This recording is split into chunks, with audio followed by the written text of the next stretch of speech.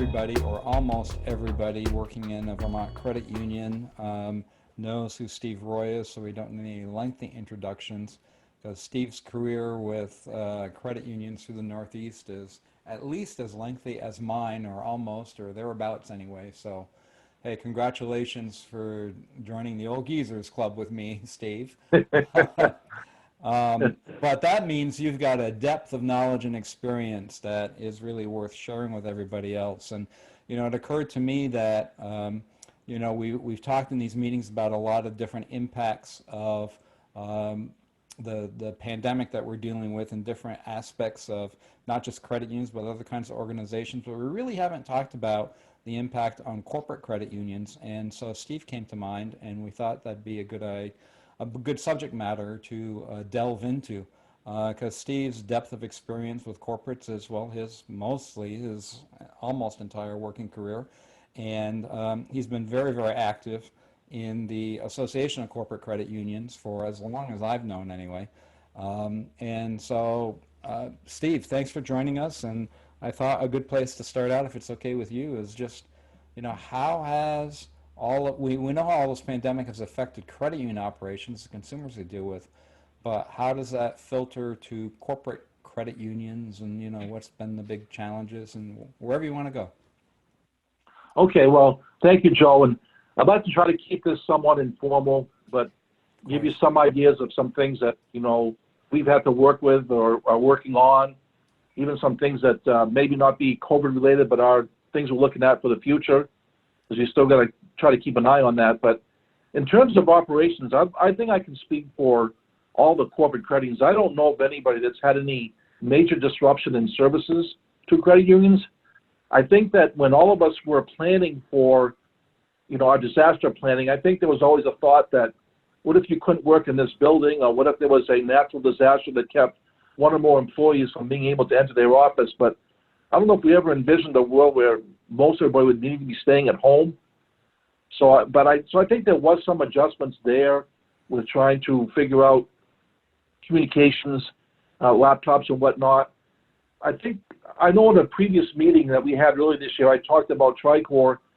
We've been very fortunate. Back in 2008, if you go that far back, there was a concern about the possibility of a bird flu pandemic, which didn't turn out to happen. But at that time, there was a thought that maybe we should be looking at working from home. And the question was, what if our employees can't leave home? And it was actually part of an examination. And I will tell you, back in those days, I'm thinking to myself, what do you mean? What if we all can't leave home? What kind of situation is that going to be? And so, here we have come to it. But over that time from 2008 to now, we've continued to refine our process from working from home. And it has not had any impact on us functionally. It's still, I think, as much as the team is happy to be safe and sound, that we haven't been able to connect. So there is a little bit of that, that people are wishing that they could get together around the table for a meeting and see everybody and talk. But to my knowledge, in terms of, operations at corporates, the ones I've talked to, nobody's had any major issues that have caused any interruption in service to credit unions, which I think is a very good thing. We are part, I don't know, Joe, you may have had some interaction with this, but I believe there's a CUNA COVID-19 task force. Yes. And there is a corporate credit that's on that task force to make sure that we are engaged with the rest of the credit community to make sure that, we're not missing anything that we could be doing to help. There were some challenges that we tried to get involved in to help credit unions, and one of them was when currency was very tight for a while. So we were working with the Fed to help credit unions get extra currency as they needed it. We were working with couriers to arrange additional trips to the Fed. So we were trying to help support everybody in any way that we could in that regard. But other than that, I think it's been, actually kind of smooth. From as far as our, continuing operations, we do have someone that goes into the office most days a week. Of course, a lot of you have more people than us, but we're only 10 people. So we do make sure that we are in the office at least every day to make sure that we're keeping up with correspondence or international currencies or things like that.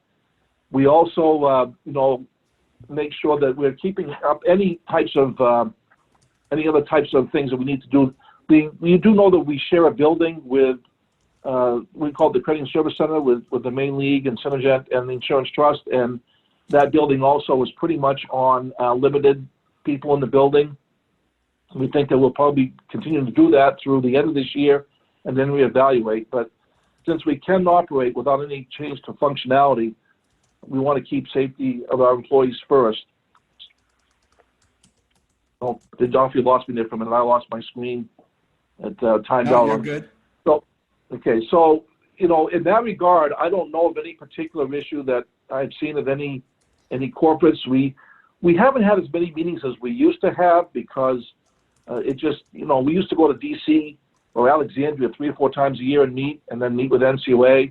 Those kind of got put off because of the pandemic, and the conference calls have faded, but I know that we're going to be starting back up.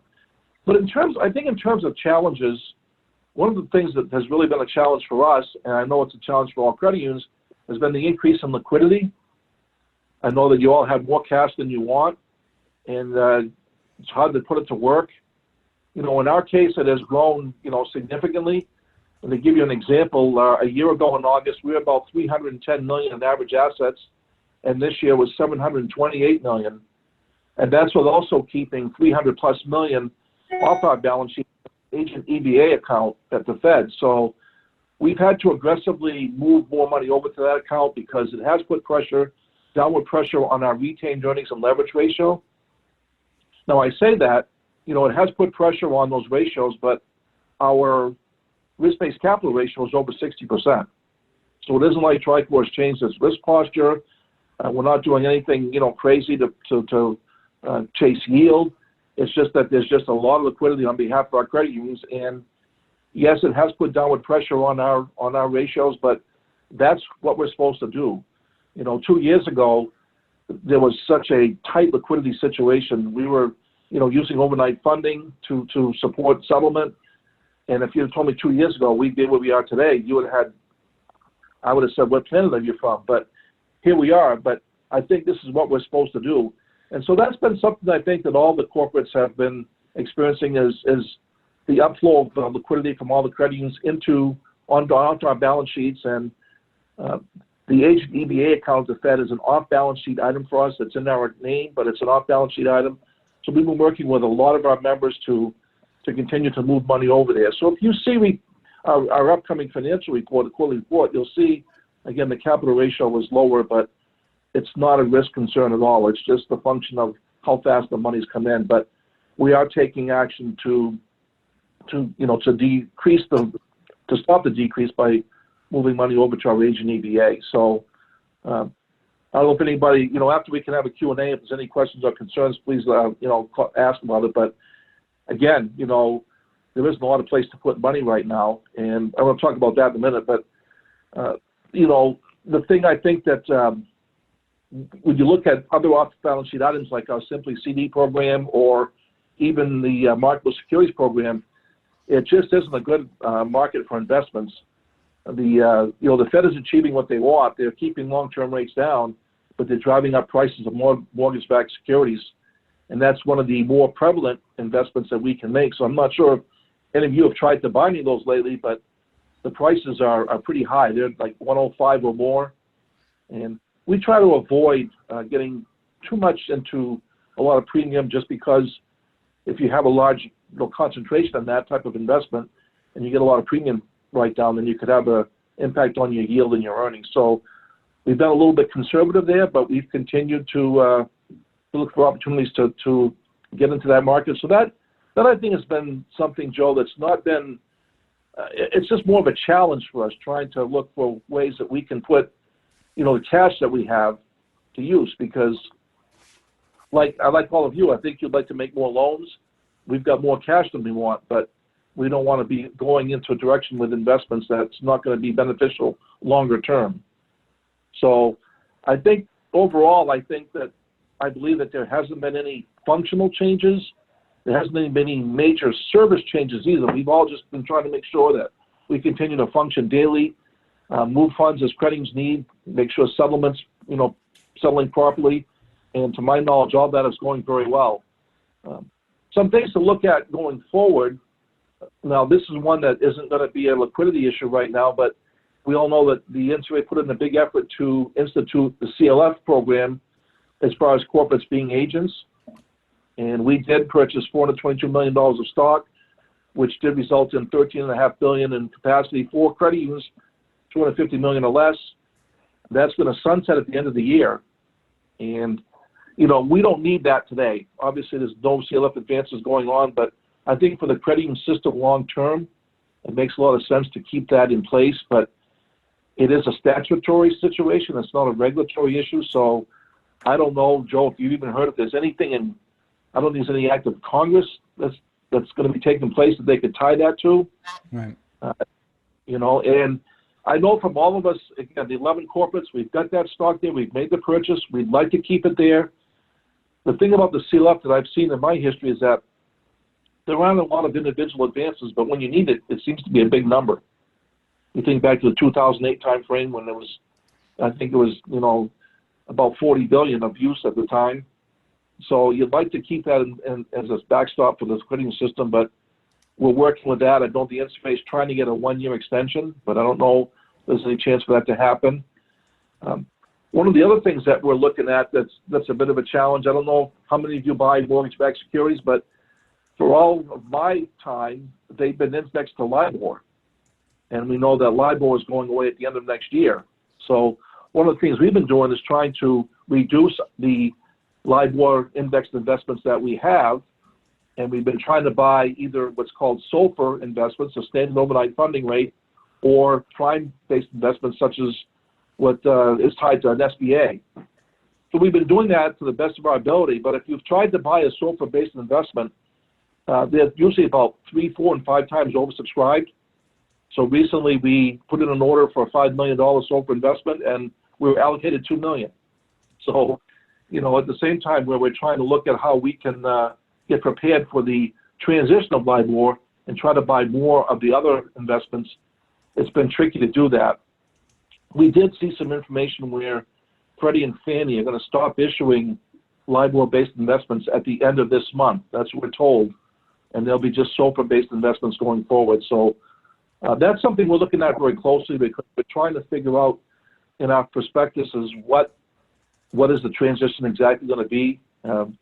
Quite honestly, the information is kind of vague, but so that's something all the corporates have got to look at because for all of our existence, you know, mortgage-backed securities, commercial mortgage-backs, and asset-backed securities have all been tied to LIBOR. So that's something that we really have to keep an eye on, and we're all watching it. I think another thing that we're all, you know, looking at too collectively is the FedNow service. You know, what they're hoping to have this, you know, 365, 24/7. They actually envision a transaction posting to a member account, posting on your core system, and settling within 5 seconds. And that's the goal that they're hoping to achieve. And of course, there's a lot that we have to figure out about that. In a world where payments can settle 24 hours a day, 7 days a week, every day of the year, how does that flow through, you know, Fed accounts? How does that settle? I know that all of us as a group of corporates are working with the Fed. They've been very good to engage us, although it hasn't happened, you know, for a few months because of this whole COVID situation. But we had started with meeting with the Federal Reserve Bank of Atlanta to talk about how we can all work collectively. There's a thought, again, this is a thought today, that we could set up a joint account amongst all the corporates that, you know, there could be a lead corporate that could be the manager of that account, and then we'd all fund it as we need. Certainly we could fund it in today's environment without any issue because there's more than enough liquidity, but that's something that we think we should look at because, and again, in another cycle of liquidity, we want to make sure that we are all, you know, properly funded, and, you know, you got to find that balance between a master account and the FedNow account. So those are some of the things I think that, you know, we're looking at going forward that are something definitely need to keep our eye on. You know, there isn't a lot of definitive information about the FedNow service at this point, but there are, as you know, a lot of things going on with a lot of other non-bank fintechs out there that are trying to get, you know, payment activity. So we continue to look at, you know, the clearinghouse or any other organizations that we could possibly work with we can to help credit unions be in those markets. So that's kind of a casual, quick rundown, Joe. I mean, I think, the good news, like I said, is I think that services have continued uninterrupted, but we're all in this, environment of low rates that's going to put downward pressure on earnings. So we need to be as vigilant as we can to put our money to use, but at the same time, we want to be, prudent about doing that. And that's the challenge that we have right now that we're really trying to make sure that we're staying on top of. So sure. Yeah. That's kind of a quick rundown. I hope I haven't gone too fast, but I'd be happy to, answer any questions or any thoughts or concerns that anybody has, or anything that I didn't cover that you want to, talk about. I'd be happy to anything talk from about anybody. It's open discussion. I got a quick question for you, if nobody else does right this minute, and it goes back. It's kind of a sidebar thing, but when you were talking about FedNow issues and so on and so forth, it kind of reminded me that, and it's been a while now since I've heard anything about this, although admittedly I'm not very active about staying on top of this stuff, but I remember some Fed folks some folks from the Boston Fed talking with us some time back about their research and efforts into cryptocurrencies and whatnot, and it was sounding like their research into a development of a Fed version of Bitcoin or something along those kinds of lines and whatnot. And I was just wondering if, in the position that you're in, if you've heard any more about anything to do with all of that, or if that's all kind of like way back burner these days. No, there is some effort. I'm on the board of NEACH, as probably all of you know, and at our last meeting, we had a discussion with a gentleman named Jim Cunha from the Fed, and he was initially into the faster payments part of it, but now he's in the secured payments. I can't think of the name that they have for it, but there's a task force on secured payments. So at the same time when they're looking at faster payments, they're really trying to get a handle on fraud and trying to do what they can to mitigate that. But he did say that there is some research starting, Joe. It's very, very infant in its process, but they're looking at a digital currency of some kind, and they're using the word digital. But I don't think that, again, I don't think there's anything defined yet, but that is something that they're looking at. I don't think they believe that, Bitcoin, again, I'm just going by what was told to us, but I don't think they believe that Bitcoin and those types of things that are commodities that, can drop and increase in value are really a currency. Right. That looking for something that may be digital, but it's like cash and stable. And that's what I've heard that they're looking at. And we'll definitely, be staying close on that too. And one time I had Jim at one of our meetings, and I talked to him about coming to do a presentation for Curtins again. I think you may have had him too, Joe. I'm not sure, but I thought you did. Yeah. Yeah. But obviously right now, again, we're hampered by travel limitations and whatnot, but I do know they're working on that. He's in Boston, the Boston office, right? Yeah. I think. Yeah. Yeah, I think it's the same guy that we're thinking of. And I remember he's on the Secured Payments Task Force. That's one thing. Yep. And I will tell you that they tell us that the frustration they have with that committee is they want, well, I'll be honest, it's the larger banks, and I'm not here to pick on banks, but they're not willing to share data. And all the Fed's looking for is trying to aggregate data, trying to get their hands around what is the fraud and how it's happening and why, so that they can work with all of us to try to mitigate it. I know that one of the things he talked about is, synthetic, if you want to call it synthetic identities, buying cars.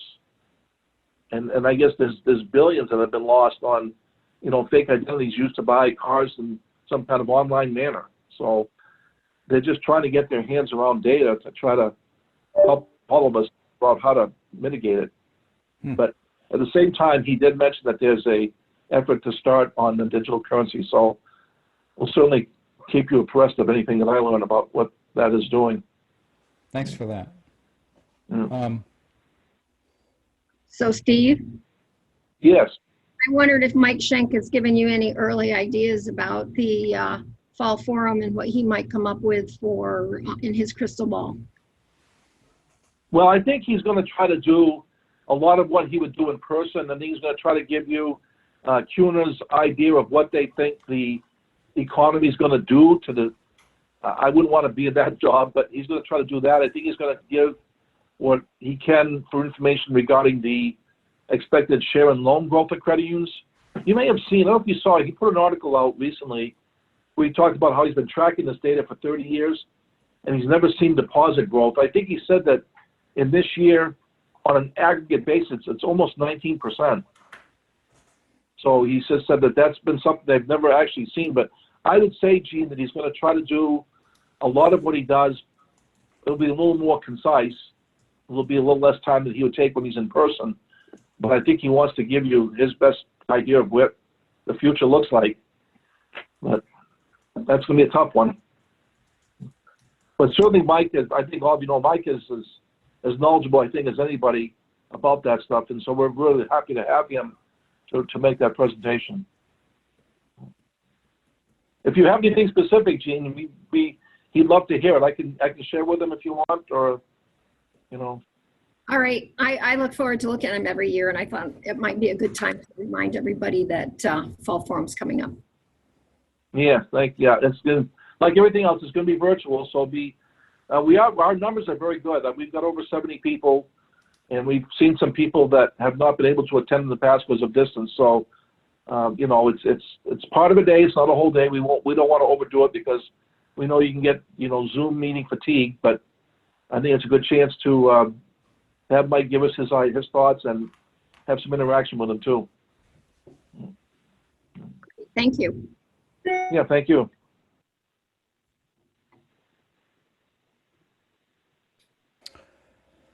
If nobody else is jumping in, Steve, so let me ask you, how do you think, and I'm not meaning to put you on the spot here, but I guess I am, how do you think NCUA's outlook towards corporate credit unions overall during this period of time has been? I know, you know, I hear and I read from credits, not just in Vermont, but across the country, that, you know, regulators, just generally speaking, have been pretty understanding and cooperative and flexible and whatnot.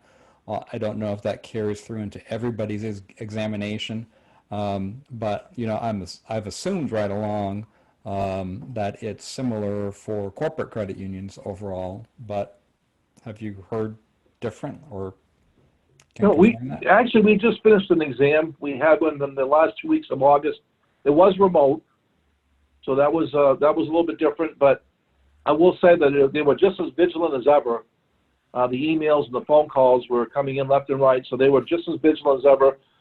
I think they've been, you know, the only thing I think that, again, that they're watching is capital ratio levels.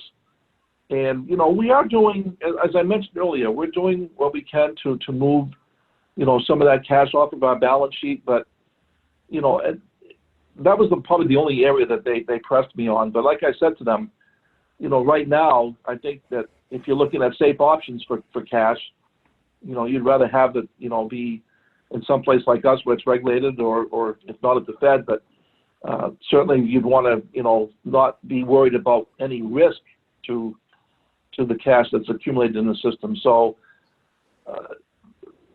you know, I think I would mention also for the others on the phone, we're in starting in the beginning of 19, they put us on what's called their continuous supervision program, where we have a DRL every month, document request list every month. It changes. Some things you don't have to, like if you don't have policy change, you don't have to put them in.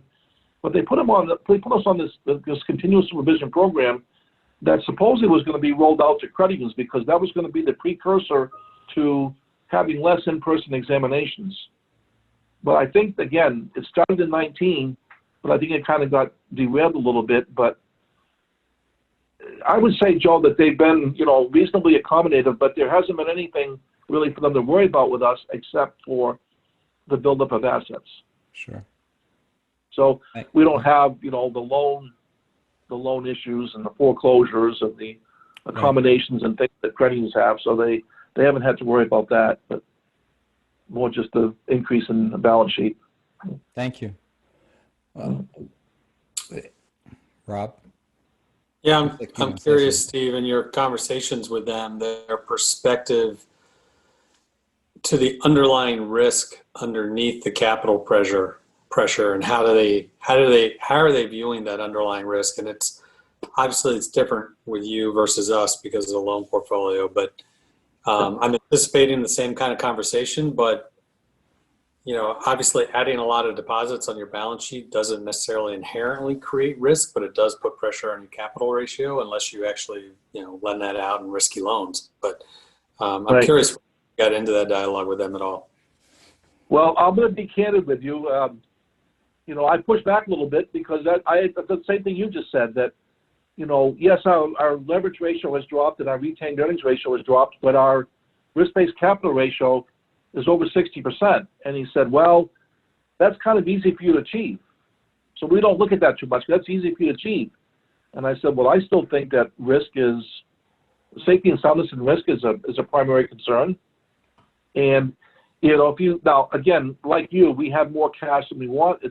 I don't want to just go out there and put money into investments that are either too expensive or not very good for the corporate. But if you've got $728 million on average in assets and 350 of that or some number is in zero risk deposit, I would think that would be something that would be of importance to them. It's a time and place where there's a lot of extra liquidity. We don't know how long it's going to be here, but in the meantime, you'd think they'd be more appreciative of that than us doing something like you just said, going out and doing things, you know, that are risky with those assets. So we're still working with them, Rob, to be honest with you. We're moving, you know, even for our size corporate, I know Friday we had $375 million in our agent EBA account, and we're continuing to build that to try to stem the tide of the decrease in our balance sheet. So I'll let you know if they have any more to say about that, but I have the same thought as you. I look at our role, you know, this is what we do. We help credit unions on either side of the liquidity, whether it's tight or whether it's a lot. You know, there's a place to park it for a short period of time, hopefully. And if we're not doing that with any increased risk, I think that's our function. That's our role. But I'm curious to see how it goes, because we've also received quite a bit of encouragement to get money out the door as well in the forms of loans and other forms of assistance. So I'm fascinated to see how the examiners are going to balance all that. Yes, well, it just finished. We're going to have, Joe will be part of a joint conference call sometime. I'm guessing maybe October. They told us October, possibly November. But again, I hope through all my conversations I've given the right tone. Tricorp is very safe and sound. We just have a lot of deposits, and we're not doing anything to change our risk profile. I'd like to think that NCUA understands that and gives us a little edge. I mean, there's some of the really big corporates, I'll be honest, some of the big corporates sweep money off every night. Well, a year ago, we had $300 million roughly in average assets. We weren't thinking about that because we wanted more of it on our balance sheet. And so it's come in so fast, we're adjusting, and I hope they understand that and give us some latitude. I didn't get any sense, to be honest with you, that there's going to be anything except maybe just trying to light a fire under us, you know, to move more aggressively. Well, thank you. It's, yeah. I hope, again, Rob, I hope I'm the right tone. I mean, it's not a risk issue. It's not for you either. You know, it's just members need a place to put money in. You know, a lot of members don't have access to the stock market, you know, so. Well, yeah, I mean, there is a risk issue. It's all the, you know, deferments and forbearance we have on our portfolio. Yeah. We've never been in a place near this before, so we have no idea how that's going to play out. But so, yeah, I hear you. I think you're striking the right tone. Yeah, thank you. Your comments reminded me, Rob, way back to the beginning of all this, like 5-6 months ago, whenever it was, when we were having a lot more exchanges with NASCUS and with CUNA and leagues and other credit unions and whatnot, where hearing a lot of people commenting to, as a word of caution, to, you know, document you know, what you're being told from a regulatory perspective, and what measures you're taking, and so on and so forth, in anticipation of those examinations down the road and whatnot. Not that they're going to go contrary, but you know, with so many changes going on and everything from a regulatory perspective, and not knowing if word gets out to examiners or followed through. I mean, we have that kind of issue and discussion year after year in the normal course of business, much less this odd kind of year. So anyway.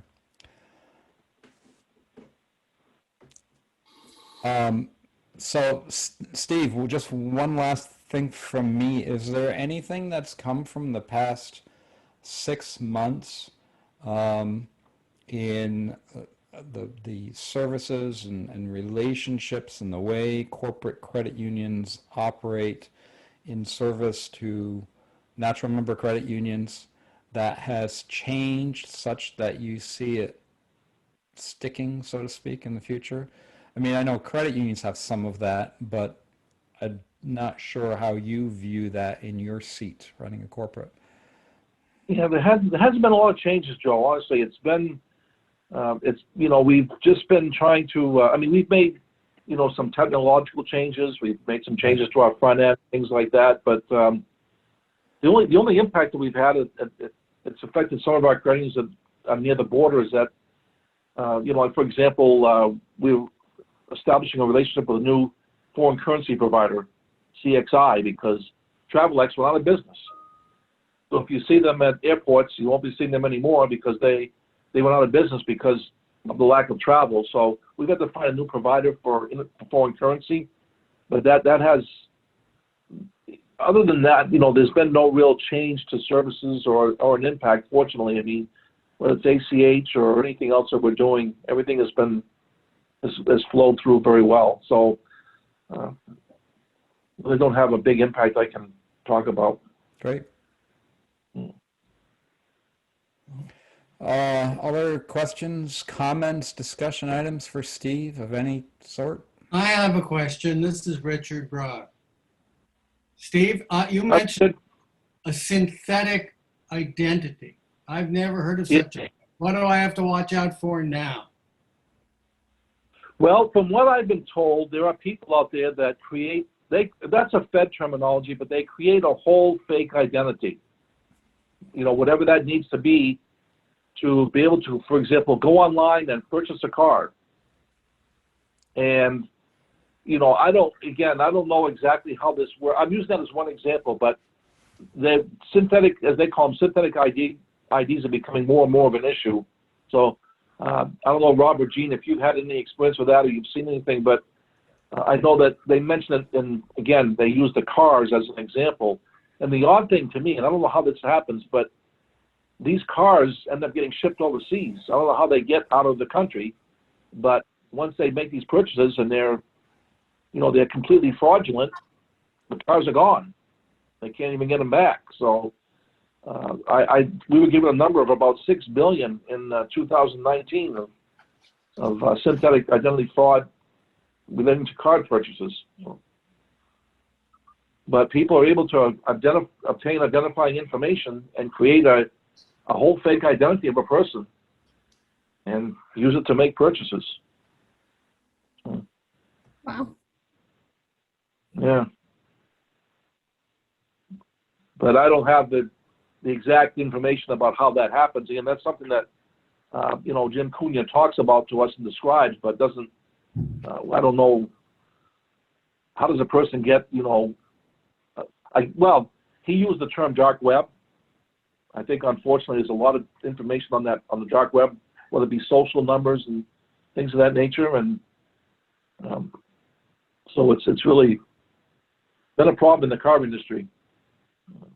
I'm always amazed that a lot of technical innovation is spurred by actions of the bad guys, not the good guys. And the good guys are kind of trying to keep up with the Joneses and trying to patch the holes and everything. And that sounds like one of those areas. So Steve, was that the synthetic identity thing? Was that not so much identity theft of a real person who just had their information stolen and then replicated, or was the Fed like saying they're making a mythical person and conducting transactions as that mythical person? Yes, that's the latter is what you described, is what we're being told. They're creating completely fake identities, not stolen.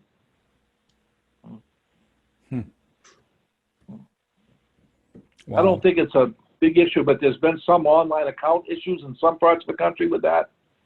You know, someone setting up an account, and I think it's not been prevalent, but there's been some of that. So they've been using it. They've been going to other areas where they have more success. But it's the second one that you said. They create a completely fictitious identity.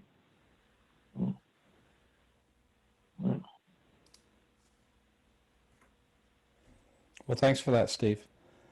Mm-hmm. Anything else we ought to be hearing about, Steve, or talking about, or anybody else related to corporates at all? Not that I have, Joe. I mean, I think it's been a good story because we've had, you know, good support from boards and committee members. Joe on the board, Gene on our supervisory committee, and the members have been strong in their support. And you know, we've worked together. You know, when there's been an issue like maybe it's currency or something. So, you know, I think from that perspective, it's a good story. But for the COVID-19 issue, yes, we'd always be gone yesterday. So, Right. Yeah. Right. Well, thanks for your time and chatting with us today, Steve. We really appreciate it. We appreciate the work that Tricorp does for all the credit unions that are its members. Well, and thank you for having me. I hope it's been valuable. But if anything comes to mind after, you can always you know, you can reach me if there's anything comes up later. We will. I've got just a couple other questions really for everybody on the line before we part ways today. And Rob, I'm sorry to put you on the spot like this and not give you a heads up, but I suspect you're still on that economic mitigation task force. I think that's the right name, or something close to that anyway. And I'm just wondering if there's anything from that state assigned task force that's worth sharing or of interest, or any news you've gotten one way or another. Yeah, if I'm being totally honest, it has not really been all that active since the development of the initial package, which has now sort of been iterated on since then, but it's not been active. I should have checked with you first. That's all right. Putting you on the spot. But thanks for that update. I suspect that looking back over the past 5 or 6 months, you know, there's all kinds of things that have been created and orders issued and whatnot that you know, happened, and then somebody thinks about it afterwards. And yeah, there was 3 teams. The team that's remains fairly active is the one that's sort of the community engagement, re-envisioning the future team, right, which has got strong leadership support from the Vermont Council of Rural Development, which has been facilitating sort of local community sessions throughout the state and continues to do so. It overlaps with their mission quite a bit, so I think that group is still pretty active. Great. Well, thanks for that update. I had, for all of you, I had one credit union ask me about Vermont state grants, and there's a particular name for it, but grants for small business of, I guess originally it was $50,000, and then it was up to $150,000 in this last round from the legislature sometime back, and asking if that was pertinent in any way to credit unions if they met the criteria.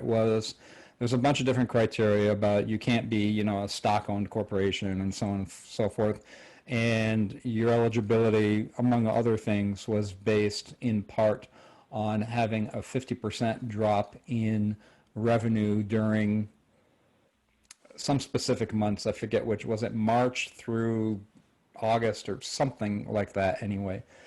And you know, when I read the particulars about those grants, of course, you know, the people writing the words in the legislature, they weren't making it for a specific sector. They certainly weren't writing those words with credit unions in mind. And so when I read it, I don't see that credit unions are specifically allowed, nor are they specifically disallowed either. If a particular credit union can meet the criteria, the 50% reduction in gross revenues for a month, and then the other less, I won't say less important, but the other criteria probably any credit union would meet. I was just wondering if any of you had any familiarity with that, because I haven't spoken to anyone at Agency of Commerce about it yet, but I haven't heard of any credit union that researched it or pursued it. Anybody here delve into that at all or hear anything about it? I mean, I can give you a little perspective on the context within which that was developed. Right, that'd be great. And it was really for those industries that have been most dramatically impacted by, and read restaurant, bar, Right. lodging, hospitality. Right.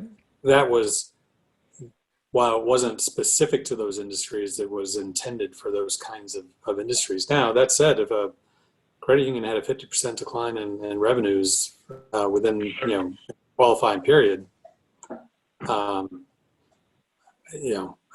suppose they would be eligible. I'm sure that it would create a little bit of a turmoil in the agency at some point. I think somebody on staff there someplace would have to think about it and do some kind of interpretation, because the first line of criteria is not intended for public entities, and then the second part was something to do with if you're a private entity in court. So clearly they're intending the sole proprietorship example kind of thing and whatnot. But I don't know how a credit union doesn't fit in any of their descriptions. So I don't know how they would look at that. Probably with puzzlement, and eventually get around to saying no, maybe. But I don't know for sure. I don't know if they get around to saying no, but I would be pretty sure that they probably reach out to DFR at some point if it's a state chartered credit union. Right. To double check there as well. So if there's a seriousness in looking at it, I probably recommend that you dot that I before you go too far down the road. Right. Yeah. Thanks for that. I sent out an update a few hours ago or earlier this afternoon, and there's another one coming out after this, the first thing tomorrow morning, so I won't be redundant with anything I put in those. I will point out that with all the new, and this is not specific to credit unions and probably not news to all of you, but I'm just keeping it in the back of my mind when we're talking about, what ones of us are still working remotely and what ones aren't, and so on and so forth, that there